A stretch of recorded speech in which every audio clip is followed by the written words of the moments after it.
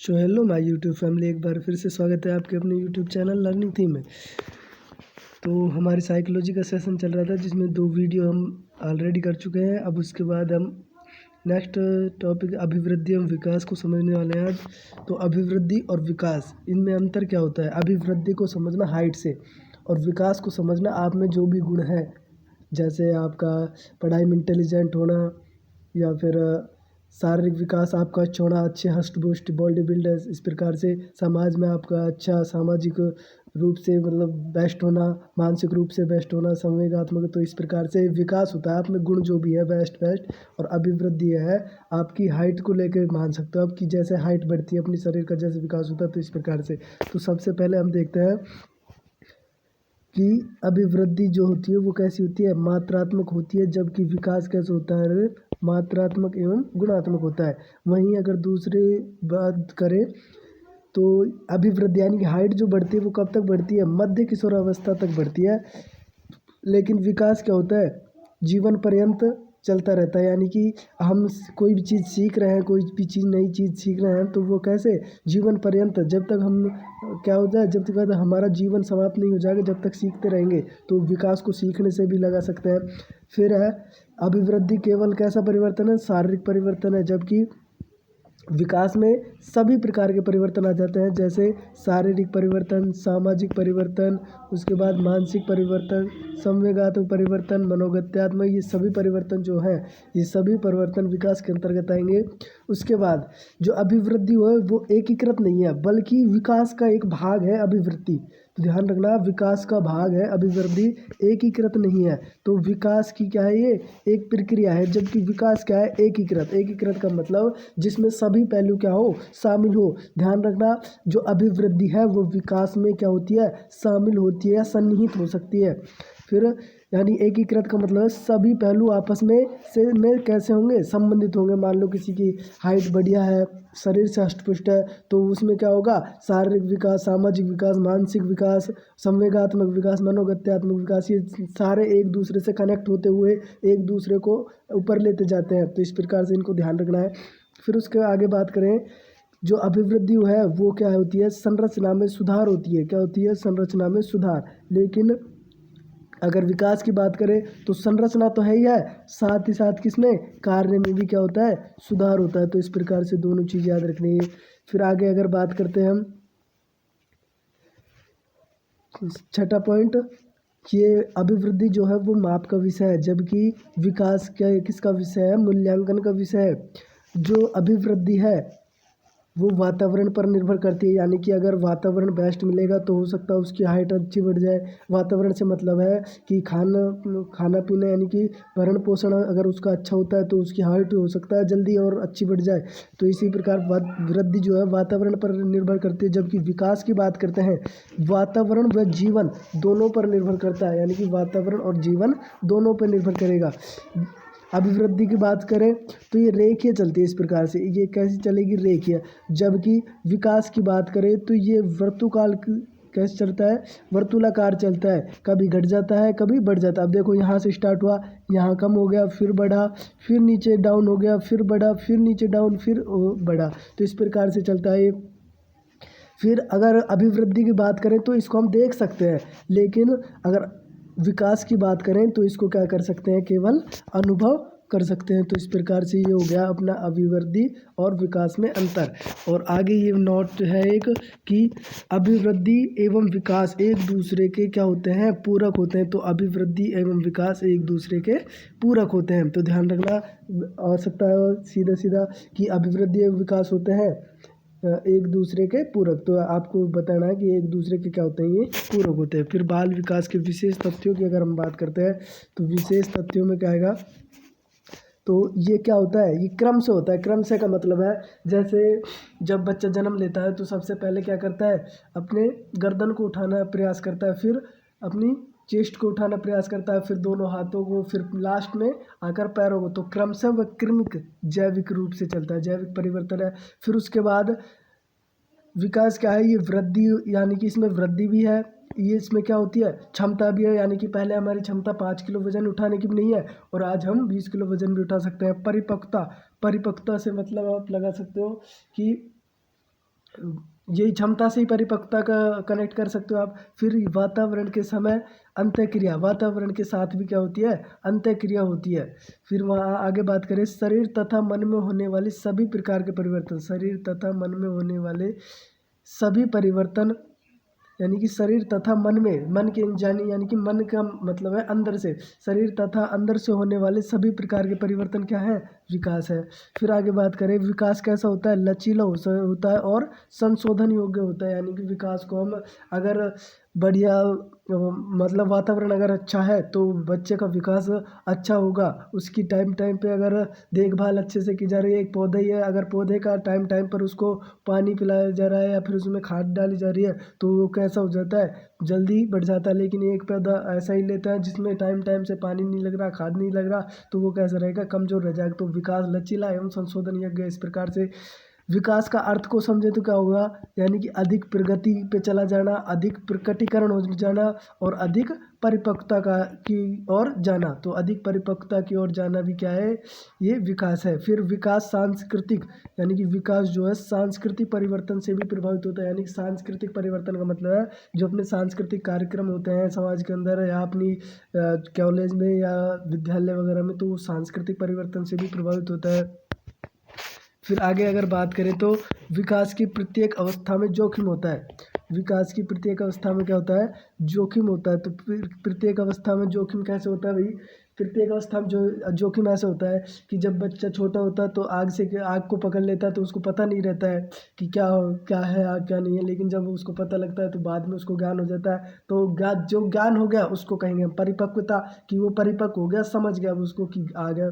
तो इस प्रकार प्रत्येक अवस्था में जोखिम होता है। फिर विकास कैसा होता है, संचयी होता है। संचयी का मतलब सभी जो गुण हैं, जैसे मैंने बताया मानसिक, शारीरिक, संवेगात्मक, मनोगत्यात्मक, ये सारे के सारे क्या हैं, एक दूसरे से कनेक्ट है। अगर एक बेस्ट होगा तो दूसरा अपने आप बेस्ट होता चला जाएगा। तो इस प्रकार से विकास स्वीकृत प्रक्रिया है। विकास को स्वीकृत प्रक्रिया किसने कहा, हरलोक ने कहा। तो सीधा सीधा पूछ लिया गया था 2013 के पेपर में कि विकास स्वीकृत प्रक्रिया है, किसने कहा। तो नीचे नाम देगा, हरलोक, वाटसन, जीन पियाजे, या फिर और एक दो नाम और हो सकते हैं। तो क्या करके आना है, हरलोक करके आना है। तो विकास स्वीकृत प्रक्रिया है, किसने कहा, हरलोक ने कहा। फिर उसके बाद अगर बात करते हैं हम विकास जो है ये प्रारंभ में कैसे, देखो प्रारंभिक विकास जो है परवर्ती विकास से महत्वपूर्ण। अब इसको लाइन को मोस्ट इंपॉर्टेंट लाइन है ये, यानी कि प्रारंभिक विकास, पहले का विकास जो है बाद के विकास से जल्दी होता है या महत्वपूर्ण होता है। यानी कि छोटा बच्चा जो होता है वो कितनी तेज़ी से विकास करता जाता है, लेकिन जैसे जैसे बड़े होते जाते हैं, उम्र ढलती जाती है, तो विकास धीरे धीरे होने लग जाता है। तो इस प्रकार से यानी कि 5 से 6 वर्ष की बात करें तो क्या होगा, विकास तेजी से होगा, लेकिन 5 से 6 वर्ष के बाद विकास धीरे धीरे होना स्टार्ट हो जाता है। तो इस प्रकार से प्रारंभिक विकास परवर्ती विकास से महत्वपूर्ण होता है। फिर विकास परिपक्वता व सीखने का परिणाम है। यानी कि विकास क्या है, जब परिपक्वता आ जाएगी और सीखेंगे किसी चीज़ को तो वही विकास है। यानी कि किसी परिपक्वता, मैंने बताया पहले आग को नहीं जान पाता था, लेकिन अब आग के बारे में जानने लग गया कि भाई आग से क्या होता है, हमें चोट पहुंच सकती है। तो इस प्रकार से उसमें परिपक्वता आ गई और वो सीख गया। यही सीखने का परिणाम ही क्या है, यही विकास है। फिर विकास निर्वात में घटित नहीं होता है। यानी कि विकास निर्वात में घटित नहीं होता। निर्वात से क्या मतलब है कि उसको कोई ना कोई वातावरण चाहिए। तो इस प्रकार से यानी कि यह विशिष्ट विकास निर्वात में घटित नहीं होता, क्योंकि यह क्या होता है, यह विशिष्ट सामाजिक व सांस्कृतिक संदर्भ में सन्निहित होता है। तो सामाजिक व सांस्कृतिक, यानी कि इसको एक प्रॉपर समाज चाहिए, समाज के अंदर बेस्ट वातावरण चाहिए, और सांस्कृतिक जो अपनी संस्कृति है उसके संदर्भ में ये क्या होता है, शामिल होता है। यानी कि विकास निर्वात में घटित नहीं होता है, ये ध्यान रखना है। फिर अगर आगे बात करते हैं, फिर विकास की आगे बात करें तो ब्रॉनफेन-ब्रेनर का पारिस्थितिकी सिद्धांत होता है। यानी कि इन्होंने ब्रॉनफेन-ब्रेनर जो है उन्होंने परक दृष्टिकोण यानी कि परिस्थिति परक दृष्टिकोण में बताया कि परिवेश की भूमिका होती है। किसकी भूमिका? परिवेश की।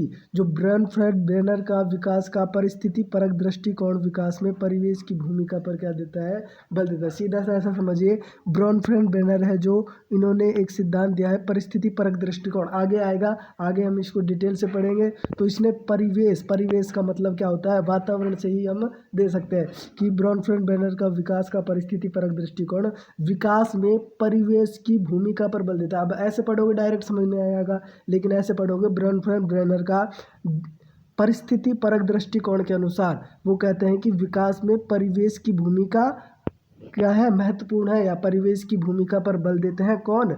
ब्रॉनफ्रेड ब्रेनर। फिर उसके बाद बात करें, विकास जो है ऐतिहासिक दशाओं से भी प्रभावित होता है। ऐतिहासिक दशा मतलब अपनी हिस्ट्री क्या रही है पीछे की, तो बैकग्राउंड चेक किया जाता है। तो उन दशाओं ऐतिहासिक दशाओं से भी क्या होता है? प्रभावित होता है। विकास कैसा होता है? व्यक्तिगत प्रक्रिया है। तो ये मोस्ट इंपॉर्टेंट लाइन है। विकास होता है ऐसे कहेगा, विकास प्रक्रिया है तो उसमें कहेगा, नीचे लिखा होगा ऑप्शन में, सार्वजनिक प्रक्रिया है, व्यक्तिगत प्रक्रिया है, दोनों प्रक्रिया है, या इनमें से कोई नहीं। तो आपको क्या बताना है? कौन सी प्रक्रिया है? व्यक्तिगत प्रक्रिया है। तो इस प्रकार से ध्यान रखना है इसको। तो विकास व्यक्तिगत प्रक्रिया का मतलब है यानी कि हर एक व्यक्ति अपने में कैसा है? विशिष्ट है। विशिष्ट का मतलब है किसी का विकास कम होता है, किसी का ज़्यादा होता है। तो इस प्रकार से इसको देख सकते हैं। फिर हरलोक की बात करें तो विकास व्यक्ति के नवीन विशेषताओं, ये विकास मतलब हरलोक की क्या है? ये परिभाषा है। विकास व्यक्ति के नवीन विशेषताओं व योग्यताओं प्रस्फुटित करता है। यानी कि नवीन विशेषताओं व योग्यताओं को क्या करता है? प्रस्फुटित। तो लॉक से ध्यान रखना है अपन को, क्या लॉक को क्या करना है? फोड़ देना, प्रस्फुटित। तो लॉक को फोड़ देंगे तो लॉक खुल जाएगा, चाबी खो गई। इसमें किसका मतलब ऐसे लगा सकते हो। तो जहाँ भी प्रस्फुटित आएगा वो किसकी होगी? हरलोक की होगी। फिर उसके बाद अगर बात करें परिवर्तनों की प्रगतिशील श्रृंखला, ये भी दूसरी है। ये अगर बात करें तो ये दूसरी परिभाषा हो जाएगी इसकी, परिवर्तनों की प्रगतिशील श्रृंखला जो परिपक्वता व अनुभवों के परिणाम स्वरूप होती है। किसके? परिपक्वता व अनुभवों के कैसे होती है? परिणाम स्वरूप होती है। तो यहाँ से ये ध्यान रखना है, परिवर्तनों की प्रगतिशील श्रृंखला। जब लॉक को तोड़ रहे थे हमने क्या किया? सबसे पहले उसको प्रस्फुटित किया, लेकिन नहीं टूटा। फिर क्या किया हमने? परिवर्तन किए उसमें कि ऐसे टूटेगा, ऐसे टूटेगा, और हम क्या रहे? लगातार प्रगतिशील रहे। तो एक ना एक दिन ऐसी श्रृंखला बन जाएगी कि लॉक टूट जाएगा। तो इस प्रकार से प्रगतिशील श्रृंखला, परिवर्तनों की प्रगतिशील श्रृंखला और प्रस्फुटित किसकी हैं? दोनों हरलॉक की परिभाषाएं। तो ये पूरी आपको मिलेगी और नीचे नाम लिखेंगे मिलेंगे, हरलॉक, वाटसन, जीन पियाजे, वुडवर्थ। तो इस प्रकार से आपको क्या करना है? प्रस्फुटित देखते ही हरलॉक करना है। और उसके बाद प्रगतिशील, परिवर्तनों की प्रगतिशील श्रृंखला जो परिपक्वता व अनुभवों के परिणाम स्वरूप होती है। बस ये लाइन देख लेना आगे वाली, परिवर्तनों की प्रगतिशील श्रृंखला। तो ये किसकी हो जाएगी? हरलॉक की हो जाएगी। तो इस प्रकार से फिर आगे बात करते हैं मुनरो। मुनरो क्या कहता है? मुनरो कहता है विकास परिवर्तन श्रृंखला, वहाँ थी परिवर्तनों की प्रगतिशील श्रृंखला, और यहाँ है विकास परिवर्तन श्रृंखला की व्यवस्था। लेकिन यहाँ आगे देखना है जिसमें बच्चा भ्रूण अवस्था से, कहाँ से? भ्रूण अवस्था से प्रौढ़ अवस्था। तो भ्रूण अवस्था से मुनरो में मच्छी आ रही है, और यहाँ भैवटी आ रही है भ्रूण। तो भ्रूण अवस्था से प्रौढ़ अवस्था। तो इससे ध्यान, ये क्या बन रही है? एक भ्रूण अवस्था से प्रौढ़ अवस्था श्रृंखला बन रही है। भ्रूण अवस्था के बाद बाल्य अवस्था, फिर किशोर अवस्था, किशोर अवस्था के बाद क्या आती है? प्रौढ़ अवस्था आती है। तो ये जैसे मन के होते हैं, मन के से क्या बनी होती है? माला। ऐसी प्रकार यहाँ क्या बनी हुई है? एक श्रृंखला बनी हुई है। जैसे भ्रूण अवस्था, बाल्यावस्था, फिर मध्य बाल्यावस्था, पहले पूर्व बाल्यावस्था, मध्य बाल्यावस्था, उत्तर बाल्यावस्था, फिर आएगी प्रौढ़ बाल्यावस्था। तो ये मुनरो की है विकास परिवर्तन श्रृंखला की व्यवस्था है, जिसमें बच्चा भ्रूण अवस्था से प्रौढ़ अवस्था तक गुजरता है। तो मन के जैसे एक डोरे में से गुजरता है ना, उसी प्रकार बच्चा क्या होता है? भ्रूण अवस्था से प्रौढ़ अवस्था तक गुजरता है। तो इस प्रकार से याद हो जाएगी। फिर उसके बाद एक नोट है, विकास के प्रभाविकता वियोग का नियम। विकास का प्रभाविकता वियोग का नियम किसने दिया? तो ये दिया मेंडल ने। विकास के प्रभाविकता वियोग का नियम किसने दिया है? मेंडल ने दिया है। फिर आगे बात करते हैं एक सामाजिक प्रत्याशा। तो सामाजिक प्रत्याशा क्या होती है? सबसे पहले तो ये ध्यान रखना, सामाजिक प्रत्याशा होती है आशा या उम्मीद। सामाजिक प्रत्याशा का मतलब है समाज के लोग अगर आपसे कोई आशा या उम्मीद रखते हैं तो वही क्या है, सामाजिक प्रत्याशा है। जैसे विकास की किसी भी अवस्था में, विकास की कौन कौन सी अवस्था, हम कई अवस्था से गुजरते हैं। सबसे पहले भ्रूण अवस्था, फिर बाल्यावस्था, बाल्यावस्था में क्या हो जाती है, पूर्व बाल्यावस्था, मध्य बाल्यावस्था और उत्तर बाल्यावस्था। तो इस प्रकार से, और फिर किशोरावस्था, फिर प्रौढ़ावस्था। तो इसी प्रकार से विकास की किसी भी अवस्था में समाज बच्चे से कुछ क्या करता है, उम्मीद करता है या क्या करता है, आशा करता है। तो आशा करता है तो उसी को क्या कहा गया है, सामाजिक प्रत्याशा कहा गया है। क्या कहा गया है उसी को, सामाजिक प्रत्याशा। और क्या, और जो हैविंग हस्ट एक वैज्ञानिक है, उन्होंने क्या कहा, विकासात्मक पाठ कहा। किसको, सामाजिक प्रत्याशा को विकासात्मक पाठ, या विकास की किसी भी अवस्था में समाज बच्चों से कुछ उम्मीद लगाता है, उसे हैविंग हस्ट ने क्या कहा, विकासात्मक पाठ कहा है। तो ये हो गया आपका सामाजिक प्रत्याशा, मुनरो की डेफिनेशन, हरलॉक की दोनों डेफिनेशन। तो हरलॉक ज़्यादा इंपॉर्टेंट है, मुनरो इतना ज़्यादा इंपॉर्टेंट नहीं है, लेकिन दोनों याद कराने की कोशिश की है, कोई से भी आए तो आप कर सकते हो। फिर आगे देखते हैं हम, आगे बात करते हैं बाल विकास से संबंधित महत्वपूर्ण मान्यताएं। तो इसमें कितनी मान्यता है, इसके अंदर 4 मान्यता है। सबसे पहले जैविक परिपक्वता की मान्यता, उसके बाद व्यवहारवादी सिद्धांत की मान्यता, उसके बाद संज्ञानात्मक विकास की मान्यता, और लास्ट है सामाजिक सांस्कृतिक विकास संबंधी मान्यता। ये देखो, ये अपने पास 3-4 बार आएंगी तो ये याद हो जाएंगी, ये हम वैसे ही बता रहा हूँ डायरेक्ट, लेकिन ये आएंगे जब 3-4 बार तो अपने याद हो जाएंगे वैसे। तो अब देखते हैं इनको।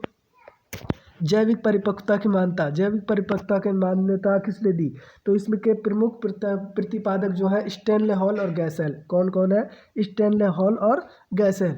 इन्होंने किस पर बल दिया, इन्होंने आनुवांशिकता पर बल दिया। किस पर बल दिया, इन्होंने आनुवांशिकता पर बल दिया।